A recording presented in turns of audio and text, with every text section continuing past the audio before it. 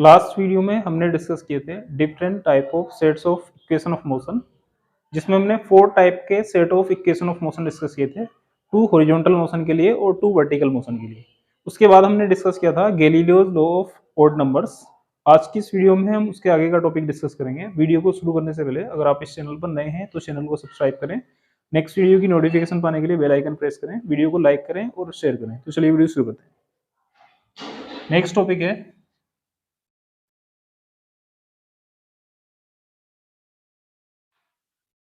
Relative velocity. तो relative velocity क्या होती है? रिलेटिव वेलोसिटी होती है किसी एक ऑब्जेक्ट की किसी दूसरी ऑब्जेक्ट के रेस्पेक्ट में velocity.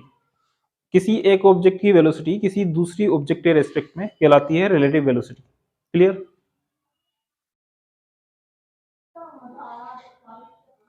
The velocity of an object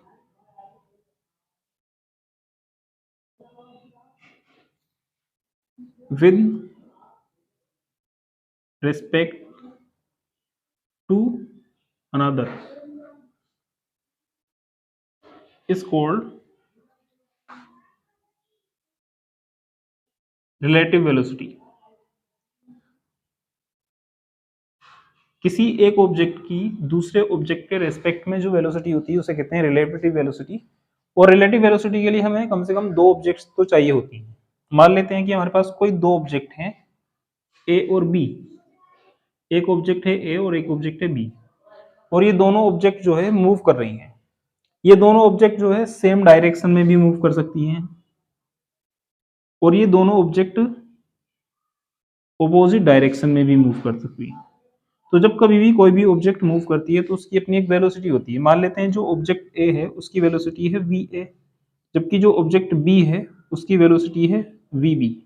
तो किसी एक ऑब्जेक्ट की दूसरे ऑब्जेक्ट के रेस्पेक्ट में जो वेलोसिटी होती है उसे कहते हैं रिलेटिव वेलोसिटी। तो यहाँ पर 2 ऑब्जेक्ट हैं ए और बी। तो पहले बात कर लेते हैं हम ऑब्जेक्ट ए की बी के रेस्पेक्ट में velocity. Velocity of object A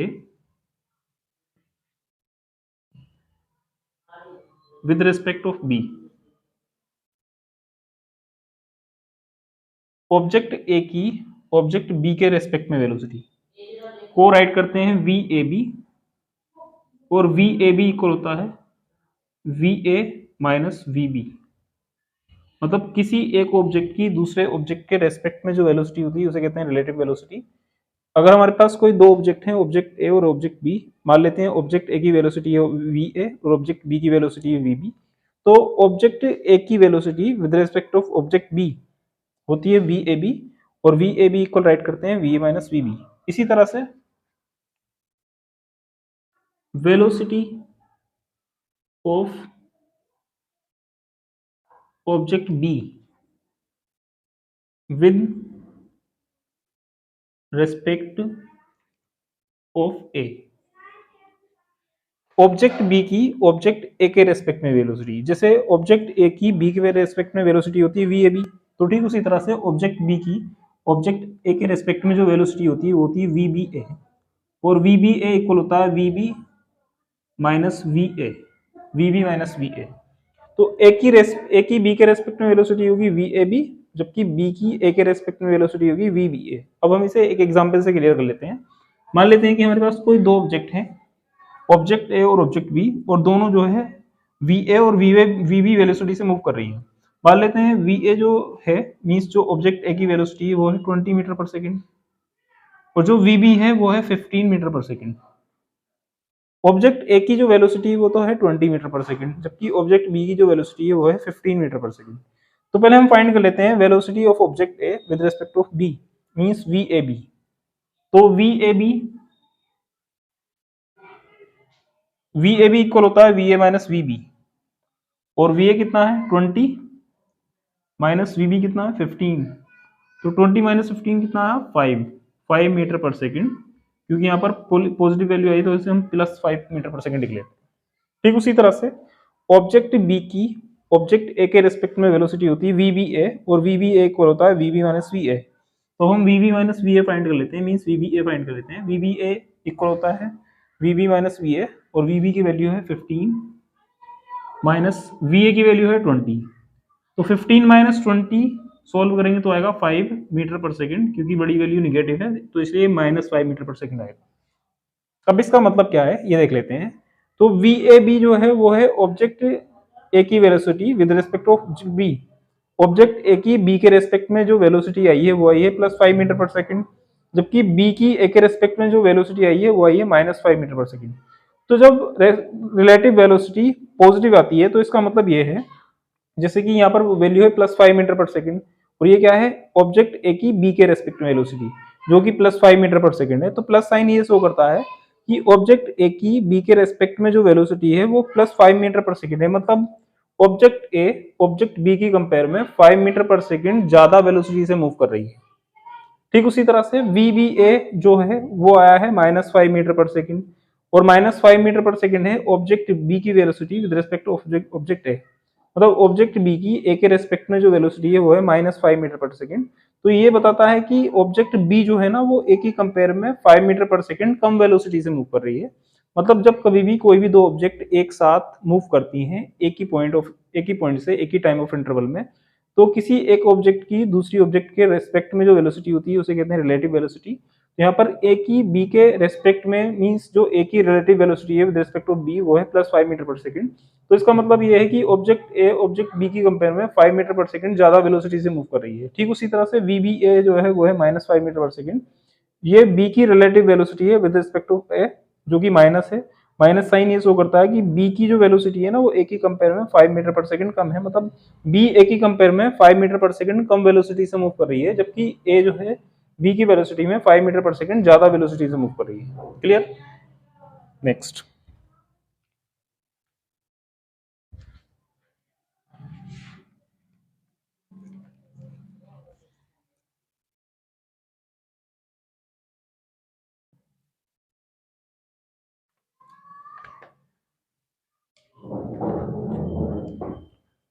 next topic है stopping distance of A vehicle. किसी व्हीकल की स्टॉपिंग डिस्टेंस तो क्या होती है stopping distance of A vehicle. अगर हमारे पास कोई भी व्हीकल है, व्हीकल मतलब कोई भी बाइक हो सकती है, कार हो सकती है, बस, ट्रेन या एरोप्लेन, कुछ भी हो सकता है। तो अगर हमारे पास कोई भी व्हीकल है तो क्या होता है जब हम किसी व्हीकल को रोकते हैं तो उसके लिए हम उसमें ब्रेक लगाते हैं, और जैसे ही हम उसमें ब्रेक लगाते हैं तो ऐसा नहीं होता कि ब्रेक लगाते ही वो व्हीकल रुक जाए। ब्रेक लगाने के कुछ टाइम बाद वो रुकता है। मतलब जब हम ब्रेक लगाते हैं ना, ब्रेक लगाने के बाद रुकने से पहले वो कुछ डिस्टेंस ट्रेवल करता है। जब हम कभी भी किसी भी व्हीकल में, कार, बस, बाइक कुछ भी हो, उसमें ब्रेक लगाते हैं तो ब्रेक लगाने के बाद और रुकने से पहले वो कुछ डिस्टेंस ट्रेवल करता है। मतलब जैसे हम ब्रेक लगाएंगे तो ऐसा नहीं होगा जिस जगह पर हम ब्रेक लगा रहे हैं उसी जगह पर वो बिल्कुल फुली स्टॉप हो जाएगा, बिल्कुल रुक जाएगा। कुछ डिस्टेंस ट्रेवल करेगा, कुछ दूरी चलेगा, चाहे वो दूरी कम हो या ज्यादा हो। तो किसी ऑब्जेक्ट मतलब किसी व्हीकल द्वारा ब्रेक लगाने के बाद रुकने से पहले जो ट्रेवल की गई डिस्टेंस होती है उसे कहते हैं stopping distance of A vehicle. ठीक है, मतलब stopping distance of A vehicle जो है ब्रेक लगाने के बाद रुकने से पहले ट्रेवल की गई डिस्टेंस होती है। मान लेते हैं कि एक ऑब्जेक्ट है जो एक स्ट्रेट लाइन में मूव कर रही है, मतलब एक व्हीकल है जो स्ट्रेट लाइन में मूव कर रहा है पॉइंट ए से, और पॉइंट ए पर उसमें जो है ब्रेक लगाया जाता है, और वो पॉइंट ए में ब्रेक लगाने के बाद पॉइंट बी तक जाता है और यहाँ पर जाकर रुक जाता है। तो जब वो यहाँ पर रुक जाएगा तो उसकी जो फाइनल वेलोसिटी हो जाएगी वो क्या हो जाएगी 0, लेकिन उसकी इनिशियल वेलोसिटी कुछ ना कुछ होगी क्योंकि वो जो है ना यहाँ पर जो है मूव कर रहा था। तो मान लेते हैं कि एक व्हीकल है जो पॉइंट ए से होकर गुजर रहा है। जैसे ही वो पॉइंट ए पर पहुंचता है तो उसमें ब्रेक लगा दिया जाता है, और जैसे उसमें ब्रेक लगाते हैं तो वो जो है ना कुछ डिस्टेंस ट्रेवल करके पॉइंट बी पर रुक जाता है। तो जब वो रुकेगा तो उसकी वेलोसिटी हो जाएगी 0। तो ये जो डिस्टेंस है जो ब्रेक लगाने के बाद और रुकने से पहले व्हीकल ट्रेवल कर रहा है, इसी को कहते हैं स्टॉपिंग डिस्टेंस। अब हम स्टॉपिंग डिस्टेंस का फॉर्मूला फाइंड कर लेते हैं। तो 3 type of motion equation of motion होते हैं, जिसमें फर्स्ट इक्वेशन है v equal u plus A T. Second equation of motion होता है s equal ut plus half A T square, और थर्ड इक्वेशन ऑफ मोशन होती है v square equal U square plus 2s। तो हमारे पास जो है इनिशियल वेलोसिटी है, फाइनल वेलोसिटी है, और साथ साथ जो है हमें डिस्टेंस फाइंड करनी है। तो इनिशियल वेलोसिटी, फाइनल वेलोसिटी और डिस्टेंस, ये तीनों जो है थर्ड इक्वेशन ऑफ मोशन में आते हैं। तो इसके लिए हम third equation of motion use करेंगे। तो थर्ड इक्वेशन ऑफ मोशन होता है v square equal U square plus 2as, क्योंकि स्टॉपिंग डिस्टेंस के केस में फाइनल वेलोसिटी क्या होती है, जीरो, v होता है जीरो। तो v की वैल्यू जीरो लगाएंगे तो जीरो स्क्वायर इक्वल हो जाएगा यू स्क्वायर प्लस 2s। हमें फाइंड करनी है स्टॉपिंग डिस्टेंस, और डिस्टेंस को इससे नोट करते हैं s से। तो यहाँ पर हमें s की वैल्यू फाइंड करनी है, तो उसके लिए पहले यू स्क्वायर इधर अगर माइनस यू स्क्वायर हो जाएगा, तो इधर बचेगा 2as। s फाइंड करेंगे तो 2a अपॉन में जाएगा, तो s इक्वल हो जाएगा minus you square upon 2a, जो कि स्टॉपिंग डिस्टेंस का फॉर्मूला है। मतलब जब कोई ऑब्जेक्ट ब्रेक लगाने के बाद रुकने से पहले जो डिस्टेंस ट्रेवल करती है उसको कहते हैं स्टॉपिंग डिस्टेंस, और स्टॉपिंग डिस्टेंस को s से डिनोट करते हैं। इसके लिए फॉर्मूला होता है minus you square upon 2a, या इसको हम d से भी रिप्रेजेंट कर सकते हैं। इसको हम राइट कर सकते हैं D S, S for stopping, D S equal minus you square upon 2a। Clear? इसे हम इस तरह से भी राइट कर सकते हैं। नेक्स्ट,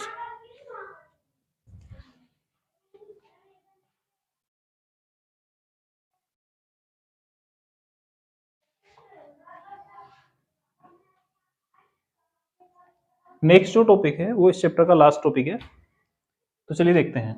नेक्स्ट टॉपिक है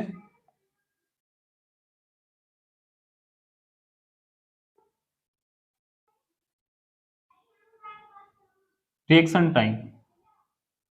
नेक्स्ट टॉपिक है रिएक्शन टाइम। तो क्या होता है रिएक्शन टाइम? रिएक्शन टाइम एक इंस्टेंट टाइम होता है। क्या होता है, जब कभी भी हमें एक इमीडिएट एक्शन लेना पड़ता है, कुछ इमरजेंसी सिचुएशन ऐसी होती हैं कि हमें बहुत जल्दी एक फास्ट एक्शन लेना पड़ता है, इमीडिएट एक्शन। तो किसी इमीडिएट एक्शन को लेने में जो टाइम लगता है वो बहुत कम टाइम होता है, उसी टाइम को कहते हैं रिएक्शन टाइम।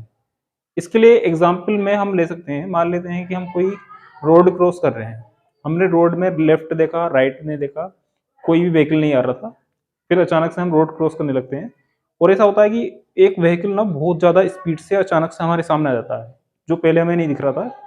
ठीक है, क्योंकि वो बहुत ज्यादा स्पीड से आ रहा है, तो बहुत दूरी पर भी होगा ना, वो हमारे पास अचानक से आ सकता है। तो हम जो है रोड क्रॉस कर रहे हैं, और रोड क्रॉस करने पर पहले हमने रोड क्रॉस करने से पहले लेफ्ट में देखा, राइट में देखा, हमारे सामने कुछ भी नहीं है, रोड क्लियर है। लेकिन जैसे हम रोड क्रॉस करने लगते हैं और रोड में थोड़ा आगे जाकर या बीच में पहुंचते हैं, तो अचानक से ना एक व्हीकल बहुत तेजी से हमारे पास आ जाता है। तो हम क्या करेंगे, उस व्हीकल से बचने के लिए वहां से रोड को क्रॉस करने की कोशिश करेंगे और बैक आने की कोशिश करेंगे। और जब हम ऐसा करेंगे तो ये बहुत ज्यादा एक फास्ट एक्शन होगा, बहुत तेज एक्शन होगा। ठीक उसी तरह से एक और एग्जांपल ले लेते हैं। मान लेते हैं हमारे पास जो है एक बहुत ज्यादा कॉस्टली ऑब्जेक्ट है, मतलब बहुत ज्यादा महंगी कोई चीज है, जैसे मान लेते हैं हमारा मोबाइल फोन। ठीक है, और हम वो जो है ना किसी पर्सन को दे देते हैं।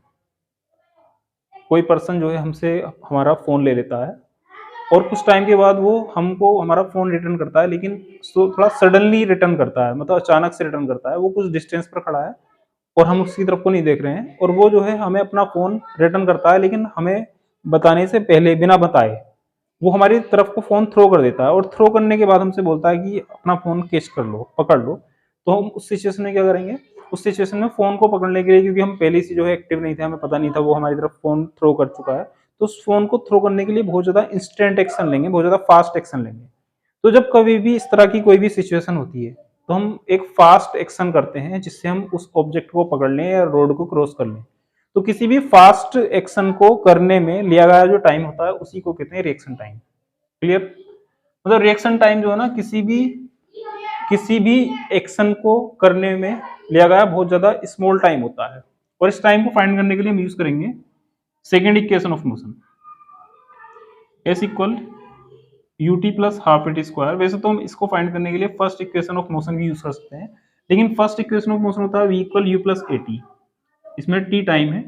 ठीक है, हम यहाँ से टाइम फाइंड कर सकते हैं, लेकिन यहाँ से एक दिक्कत आएगी, क्योंकि जब हम एक इंस्टेंट एक्शन लेते हैं ना, तो साथ साथ हम कुछ डिस्टेंस भी ट्रेवल करते हैं। तो इस इक्वेशन में जो है कोई भी डिस्टेंस नहीं है, तो उसके लिए जो हमें इस इक्वेशन यूज करनी पड़ेगी जिसमें टाइम भी हो और डिस्टेंस भी हो। अगर बात करें थर्ड इक्वेशन की, V square equal U square plus 2s, तो इसमें तो टाइम है ही नहीं, तो इससे तो हम टाइम फाइंड ही नहीं कर सकते। टाइम फाइंड कर सकते हैं हम फर्स्ट और सेकंड इक्वेशन से, लेकिन फर्स्ट इक्वेशन में दिक्कत है कि इंस्टेंट एक्शन लेने में जो ट्रेवल की गई डिस्टेंस होगी ना वो इसमें कहीं भी नहीं आ रही है, तो इसके लिए हम यूज करेंगे सेकंड इक्वेशन ऑफ मोशन। तो क्या होता है जब हम कोई इंस्टेंट एक्शन लेते हैं, मान लेते हैं हमारे पास जो है एक रोलर है, या मान लेते हैं हमारे पास जो है एक ऑब्जेक्ट है जिसको हम जो है किसी पॉइंट पर जो है हैंग किए हुए हैं, लटकाए हुए हैं या पकड़े हुए हैं, और पास में ही हमारा कोई फ्रेंड खड़ा है, हम उस ऑब्जेक्ट को थ्रो कर देते हैं, और थ्रो करने के बाद जिसे हम उसे थ्रो करते हैं वो जो हमारा फ्रेंड है वो उस ऑब्जेक्ट को कैच करने की कोशिश करता है। तो उसको कैच करने के लिए जो ना एक फास्ट एक्शन लेगा, और इस एक्शन को लेने में उसे जो टाइम लगेगा उसी को कहते हैं रिएक्शन टाइम। और रिएक्शन टाइम फाइंड करने के लिए हम यूज कर रहे हैं सेकंड इक्वेशन ऑफ मोशन। तो क्योंकि हमने इस ऑब्जेक्ट को शुरू में पकड़ा हुआ था तो इसकी इनिशियल वेलोसिटी क्या थी, 0। तो जब हम कोई भी इंस्टेंट एक्शन लेते हैं तो इनिशियल वेलोसिटी क्या होती है, 0। ठीक है, तो s equal U T plus half A T square में u 0 है तो u 0 हो जाएगा into T plus half A T square. 0 की मल्टीप्लाई टी में करेंगे तो ये हो जाएगा 0 plus half A T square. 0 को लीव करेंगे तो s इक्वल हो जाएगा हाफ ए टी स्क्वायर। अब अगर यहाँ से हम t फाइंड करेंगे तो 2 जाएगा मल्टीप्लाई में और a आ जाएगा अपॉन में, तो टी स्क्वायर इक्वल हो जाएगा 2s अपॉन a। इस साइड से स्क्वायर हटाएंगे तो इधर रूट आ जाएगा, root of 2s upon a। क्योंकि ये रिएक्शन टाइम है तो इस टाइम को हम रिप्रेजेंट करेंगे टी आर से, R for reaction, T for time, reaction time, जो कि होता है root of 2s upon small a। तो ये है रिएक्शन टाइम का डेरिवेशन है। इसके लिए हमें क्या क्या चाहिए होगा, distance travel by the object, मतलब हम कितनी डिस्टेंस ट्रेवल करेंगे, ठीक है, साथ साथ जो है एक्सेलरेशन चाहिए होगा। क्लियर। तो ये जो है इस चैप्टर का लास्ट टॉपिक था। अभी तक के जितने भी टॉपिक्स हमने इस चैप्टर में डिस्कस किए हैं, जितने भी पार्ट्स हमने डिस्कस किए हैं वीडियोस में, अगर किसी भी टॉपिक में कोई भी कंफ्यूजन हो तो आप कमेंट बॉक्स में कमेंट कर सकते हैं।